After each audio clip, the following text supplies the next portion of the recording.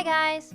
Today I'm going to show you how to make an Our Lady of Mercy or the Virgin of Mercy Chibi Charm. To start out, roll out a small ball of light skin colored clay and indent it with a small dotting tool for the mouth.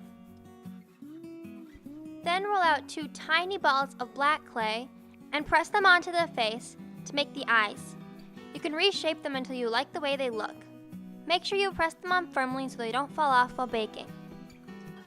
Rub a piece of pink chalk or pastel with a Q-tip and gently dab it onto the cheeks so that she has blush. If there's too much, use the clean side of the Q-tip to rub some off. To make her body, roll out a cone of white clay.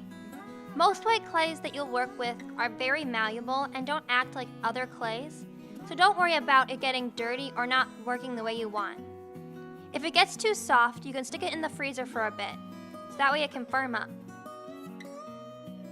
Roll out a thin sheet of white clay and cut it into a long rectangle.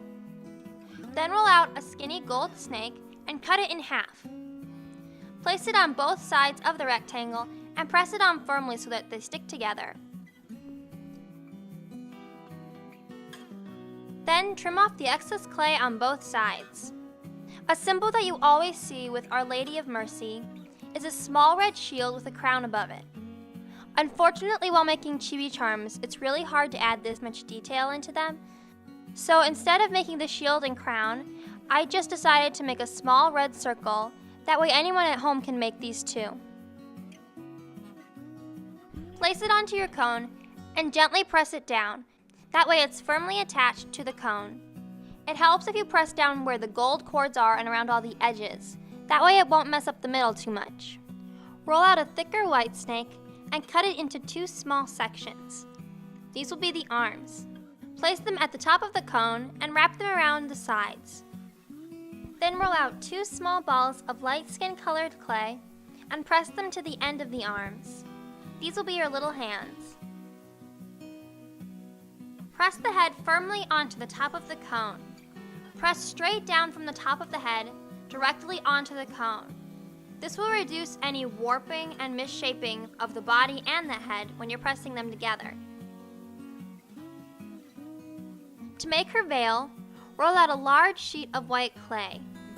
Usually I like to roll out very thin sheets for the veils, but with this clay I was having a very hard time with keeping it from ripping and kind of melting in my hands. So I just rolled out a thicker sheet and cooled it for a little bit before trimming it. Cut it into a rectangle and then round the top off. Then place the round part on the top of the head and wrap it around the sides of the body. Press it around the back as well. It's okay if there's folds and stuff because that just makes it look more like fabric. Cut off any excess that folds down underneath the cone. That way it can stand up by itself. You may have noticed that white clay gets very dirty when you're working with it. There's a very simple trick to get rid of this dirt. All you have to do is dip a paper towel in nail polish remover and gently wipe away all of the imperfections. Another famous accessory of Our Lady of Mercy is her beautiful crown.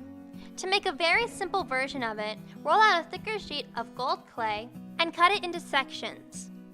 I cut some bigger and some smaller to see which ones would fit with the size of my charm. Then take 2 strips that fit the best and lay them on top of each other like an X.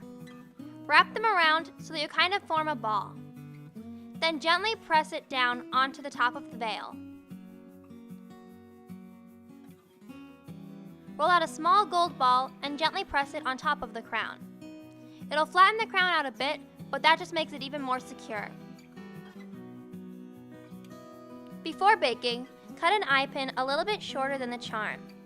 Then press it from the head into the body. If you need to, rub it down one more time with nail polish remover, and then bake according to your clay's package instructions. Once your charm is baked and cooled, use a small dotting tool to paint 2 white dots onto the eyes. I hope you guys liked this tutorial, and if you did, let me know in the comments below and give this video a like. Thank you so much to Aaron who suggested this charm. If you guys have any other suggestions, make sure you let me know, and I'll definitely try and get to making them. Thank you so much for watching. God bless!